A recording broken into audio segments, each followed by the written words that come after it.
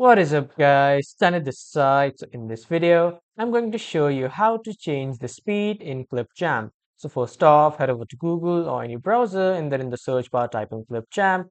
After that, you will see this first official website of Clipchamp.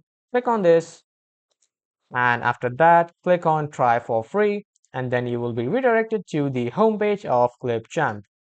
So after coming to the home page, click on create a new video. From here, you can create a new video from scratch. Now from here, you need to click on import media and import media that you want, like the video that you want to integrate. As you can see, I have integrated my video. I'll just drag and drop it here in the timeline. And after that, on the right side, you can see the option of speed. Click on this and then you can adjust the speed according to your wish and requirements.